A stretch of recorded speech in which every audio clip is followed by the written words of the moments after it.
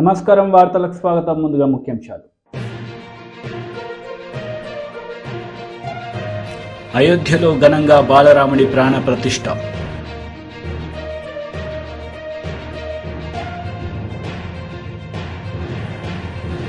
YS Sharmila press meet. BJP down down అంటూ నినాదాలు.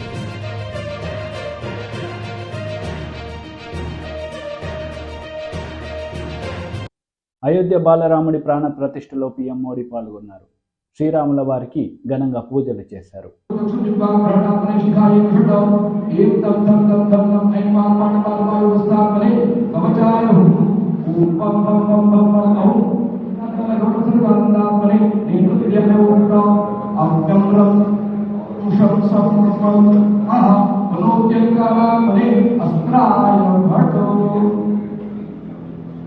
एवं आत्मनि कृत्वा हस्तं प्रक्षाल्य देवी पूजाना देवस्य कपोलो हृदयेन अंकुष्टं दत्त्वा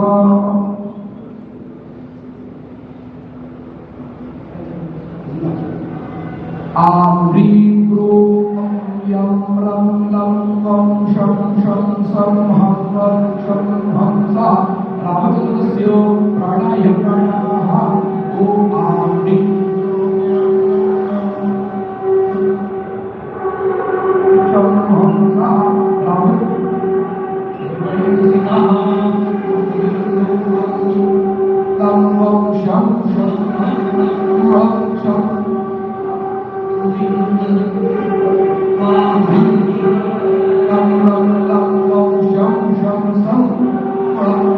ये दोनों हेलीकॉप्टर अब सरयू मैया और राम की पैड़ी की ओर जाएंगे। वहीं पर संपूर्ण भारत और संसार के मीडिया कर्मी अर्थात electronic media, print media, social media, YouTubers सब वहीं पर एकत्रित हैं।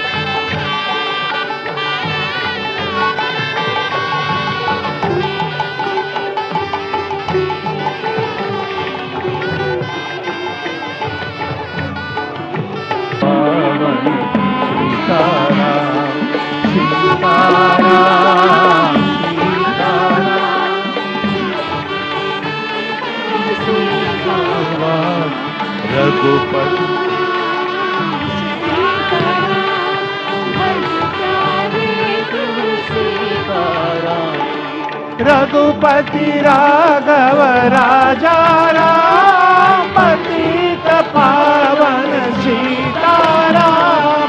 रघुपति राघव राजा राम पतित पावन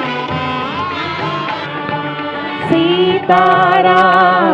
सीताराम भज प्यारे तू सीताराम सीताराम सीताराम भज प्यारे तू सीताराम रघुपति राघव राजा राम पतित पावन सीताराम रघुपति राघव राजा राम पतित पावन सीताराम रघुपति राघव राजा राम पतित पावन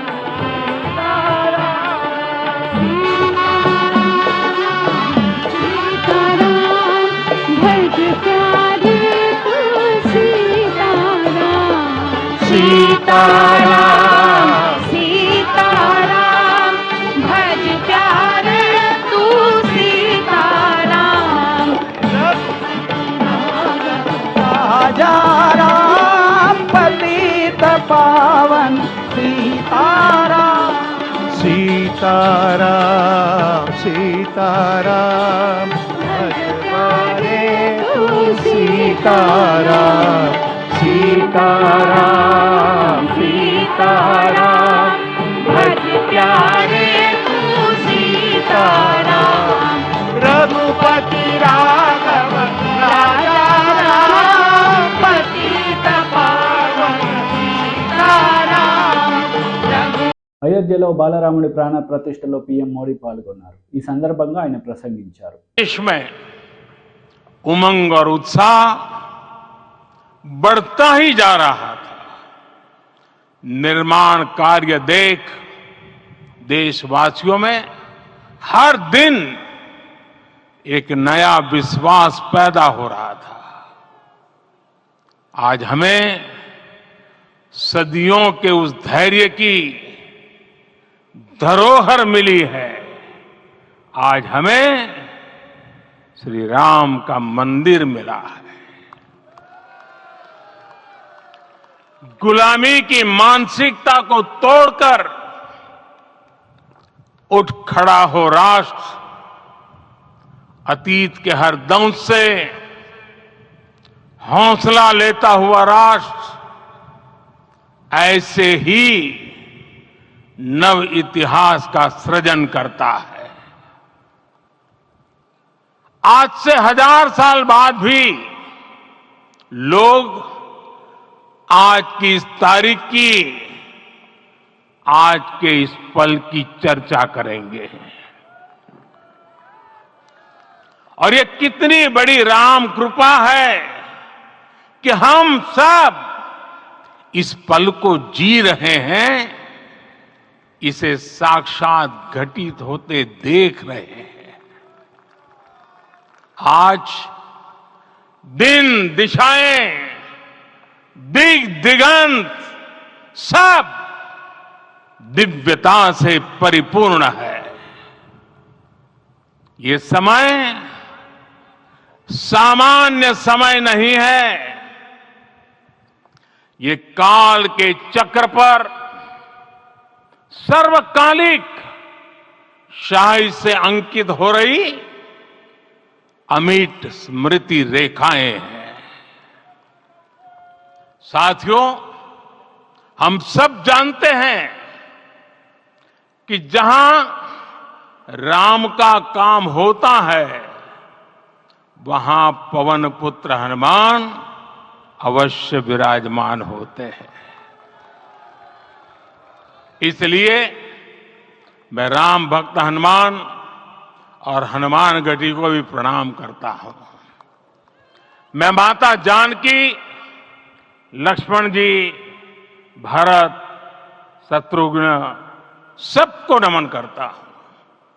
मैं पावन अयोध्यापुरी और पावन सरयू को भी प्रणाम करता हूं।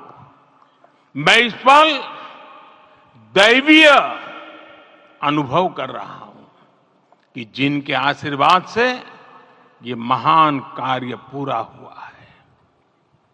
वे दिव्य आत्माएं, वे दैवीय विभूतियां भी इस समय हमारे आसपास उपस्थित है।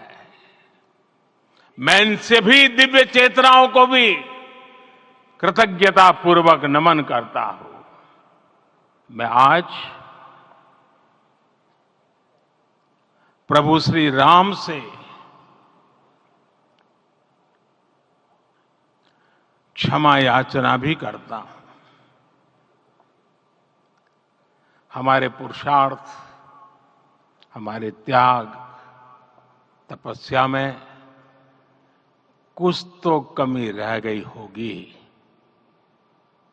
कि हम इतनी सदियों तक ये कार्य कर नहीं पाए। మాజీ మంత్రి నిరంజన్ రెడ్డి మీడియా సమావేశం నిర్వహించారు. ఈ సందర్భంగా పలు అంశాలపై ఆయన మాట్లాడారు. సాగుతూ వచ్చినటువంటి తెలంగాణ భవన్లో సాగుతూ వచ్చినటువంటి బీఆర్ఎస్ పార్టీ సమీక్షా సమావేశాలు అత్యద్భుతంగా జరిగినాయి. ఇవాళ ఆఖరు నల్గొండ పార్లమెంటరీ నియోజకవర్గ పరిధిలోని నాయకులు, ప్రజాప్రతినిధుల సమీక్ష సమావేశం జరిగింది. 22 వరకు, అంటే దాదాపు గంటల్లో లెక్కేస్తే 125 గంటల పాటు నిర్వహించుకున్నాం. మా వాళ్ళు నిర్వాహకులు సమయాన్ని కూడా రికార్డ్ చేసినారు.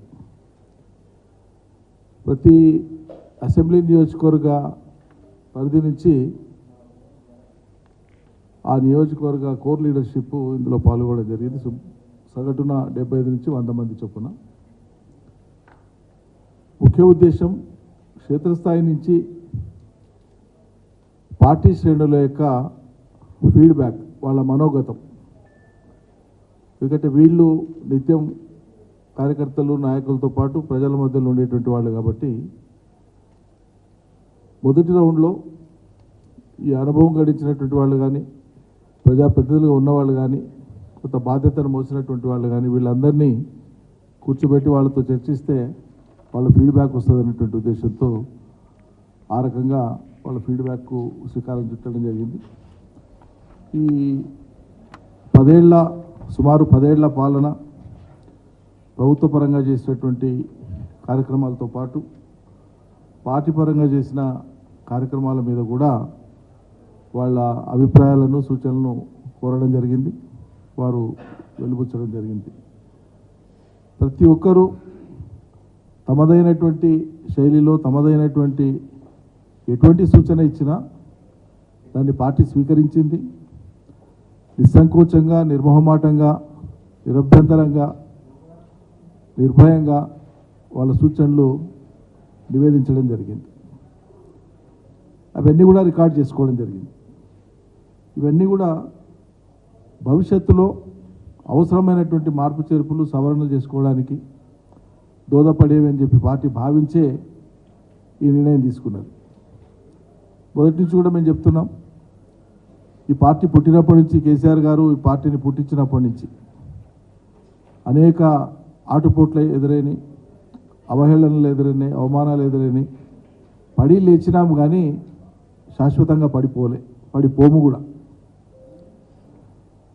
ఆటుపోట్లను అధిగమించినాం, సవాళ్లను స్వీకరించినాం.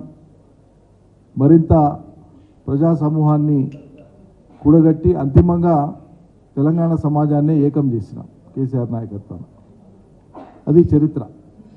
అందువల్ల ఈ ఫలితాలు, మొన్నటి రాష్ట్ర శాసనసభ ఫలితాలు మాకేం దిగ్భ్రాంతినో లేకుంటే కృంగిపోయే విధంగానో మేము వాటిని స్వీకరించలే. గెలిచినప్పుడు ఎప్పుడు పొంగిపోలే, గతంలో కూడా. అందుకోసమే కృంగిపోలే. ఈ ఓటమి మమ్మల్ని ఏం కుంగదీయదు. అయినా ఈ ఎన్నికలలో స్వల్ప తేడా అనేటువంటిది కూడా శ్రేణులందరూ వివరించడం, మనం గ్రహించడం కూడా జరిగింది. 1.85% ఓట్ల తేడా అంటే పోలైనటువంటి ఓట్లలో సుమారు 4 లక్షల పైచిలకు ఓట్లు మాత్రమే తేడా వాళ్ళ అధికారంలో ఉన్నటువంటి పార్టీకి, మేము ప్రధాన ప్రతిపక్షంగా ఉన్నటువంటి మాకు. కాబట్టి అమాంతంగా వాళ్ళకేదో ల్యాండ్ స్లైడ్ విక్టరీ వచ్చినట్లుగా, యువతల బీఆర్ఎస్ను మొత్తంగా తిరస్కరించినట్లుగా వాళ్ళు అవహేళనపూర్వకంగా చాలా వైఎస్ షర్మిల ప్రెస్ మీట్ నిర్వహించారు. ఈ సందర్భంగా పలు అంశాలపై ఆమె మాట్లాడుతూ మోడీ డౌన్ డౌన్ అంటూ నినాదాలు చేశారు. రాహుల్ గాంధీ గారు భారత్ జోడో న్యాయయాత్ర మొదలు పెట్టారు. అంతకు ముందు చేసిన భారత్ జోడో పాదయాత్రలో రాహుల్ గాంధీ గారు 4000 కిలోమీటర్లు పైగా పాదయాత్ర చేస్తే అడుగడుగున ఎక్కడ వీలైతే అక్కడ కాంగ్రెస్ పార్టీకి వ్యతిరేకంగా ఉన్న ప్రభుత్వాలు అయితేనేమి, బీజేపీ అయితేనేమి దాడులు చేశారు. కొట్టడం కూడా, కట్టెలతో కొట్టడం కూడా చేశారు. అనేక రకంగా హింసించడం జరిగింది. నిన్న అస్సాంలో రాహుల్ గాంధీ గారు స్వయంగా భారత్ జోడో న్యాయయాత్ర చేస్తుండగా హఠాత్తుగా బీజేపీ గుండాలు గుంపులుగా వచ్చి భారత్ జోడో న్యాయయాత్రలో పాల్గొంటున్న వాళ్ళని మీద దాడులు చేసి వాళ్ళను గాయపరచడం జరిగింది. ఎందుకు ఇలా చేస్తున్నారు అని రాహుల్ గాంధీ గారే స్వయంగా దిగి వాళ్ళని ఎదిరిస్తే రాహుల్ గాంధీ గారికి కూడా ప్రమాదం తలపెట్టే ప్రయత్నం చేసి ఆఖరికి పెద్ద గొడవై నిన్న అస్సాంలో ఈ విషయం జరిగితే అస్సాంలో ఉన్నది బీజేపీ పార్టీకి చెందిన ముఖ్యమంత్రి. మరి ఇప్పుడు బీజేపీ పార్టీ అధికారంలో ఉన్న రాష్ట్రంలో కనీసం ప్రశాంతంగా శాంతియుతంగా ప్రజల కోసం చేపట్టిన ఒక యాత్రని కూడా చేయనీయకపోతే దీన్ని ప్రజాస్వామ్యం అంటారా అని మోడీ గారిని ప్రశ్నిస్తున్నాం. మోడీ గారు సమాధానం చెప్పాలి. ఈ రాష్ట్రంలో ప్రజలందరూ ఉన్నారా, లేకపోతే కేవలం బీజేపీ పార్టీ కార్యకర్తలు, బీజేపీ పార్టీకి చెందిన నాయకులు, ఆర్ఎస్ఎస్, విహెచ్పి ఇలాంటివి మీకు మాత్రమే చెందిన వాళ్ళు ఈ దేశంలో ఉండాలా? ఇక ఎవరు మిగతా వాళ్ళని ఎవరిని బ్రతకనివ్వరా? ప్రశాంతంగా ఉద్యమాలు కూడా చేసుకునివ్వరా? ప్రజల కోసం కనీసం కొట్లాడనివ్వరా అని మోడీ గారిని అడుగుతున్నా. మోడీ గారు దేశ ప్రజలకు సమాధానం చెప్పాల్సిన అవసరం ఉంది. ఈ రోజు రాహుల్ గాంధీ గారు అస్సాంలోనే ఒక గుడికి వెళ్ళాలనుకుంటే ఆ గుడికి కూడా రాహుల్ గాంధీకి వెళ్ళకూడదు, అనుమతి లేదు అని అనుమతి నిరాకరించారు. బీజేపీ ప్రభుత్వము అస్సాంలో ఉంది, ఆ ప్రభుత్వం అనుమతిని నిరాకరించారు. ఎందుకు నిరాకరించారయ్యా అని అడిగితే ఎక్కడో అయోధ్యలో రామ్ మందిర్ ఏర్పాట్లు జరుగుతున్నాయి, ఆ కార్యక్రమం అక్కడ జరుగుతున్న సమయంలో ఇక్కడ అస్సాంలో రాహుల్ గాంధీ గారు గుడికి వెళ్ళకూడదట. ఇది ఎక్కడ న్యాయం అని అడుగుతున్నాం. అంటే గుడికి వెళ్ళడానికి కూడా మోడీ గారి పర్మిషన్ కావాలా? గుడికి వెళ్ళడానికి కూడా బీజేపీ కార్యకర్త, బీజేపీ నాయకుడో, లేకపోతే ఆర్ఎస్ఎస్ లేకపోతే విహెచ్ఓ వీళ్ళ ఈ సభ్యులే అయి ఉండాలా? సామాన్య ప్రజలకు కనీసం గుడికి వెళ్లే హక్కు లేదా అని అడుగుతున్నాం. ఎందుకు నిరాకరించారో మోడీ గారు, అస్సాం చీఫ్ మినిస్టర్ సమాధానం చెప్పాల్సిన అవసరం ఉంది. ఇలా అడుగడుగున నిరంకుశ పాలన, ప్రతి చోట ఎక్కడ వీలైతే అక్కడ ఎలా మిగతా ప్రజల్ని, మిగతా పార్టీలను ఎలా తొక్కగలిగితే అలా ఇంత నీచమైన పరిపాలన చేస్తుంటే దీని డెమోక్రసీ అని ఎలా అంటారు? BJP down down, BJP down down, BJP down down, BJP down down, BJP down down, BJP down down, down down, Modi down down, down down BJP. Congress leader Mallu Ravi press meet నిర్వహించారు. ఈ సందర్భంగా పలు అంశాలపై ఆయన మాట్లాడారు.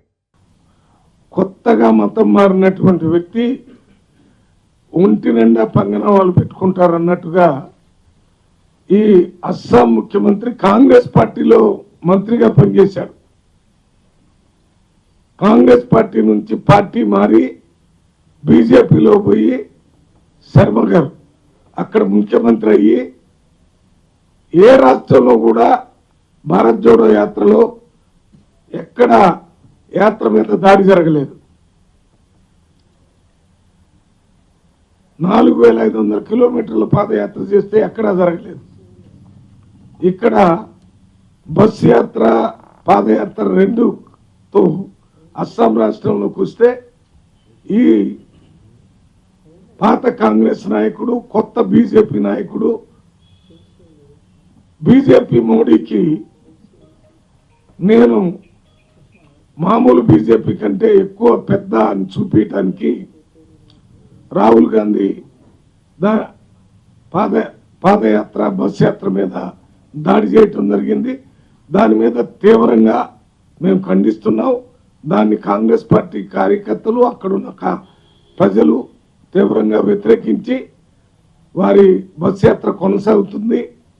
ఎన్ని అడ్డంకులు వచ్చినా అక్కడ దేవాలయ సందర్శనం కూడా అస్సాంలో రాహుల్ గాంధీ గారు చేశారు.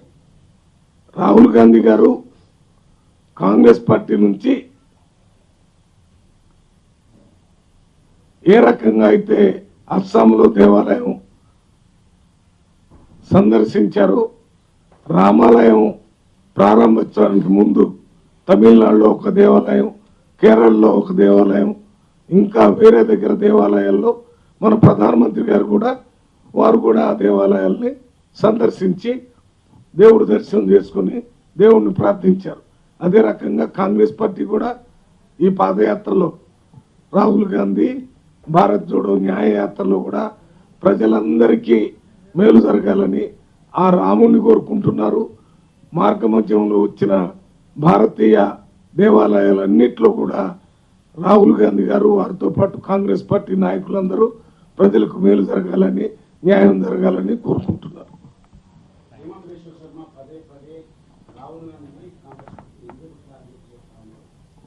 వార్తలు ముగించే ముందు ముఖ్యాంశాలు మరోసారి.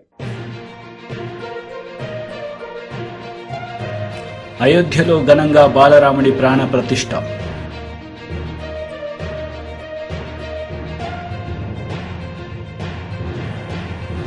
YS Sharmila press meet. BJP down down అంటూ నినాదాలు.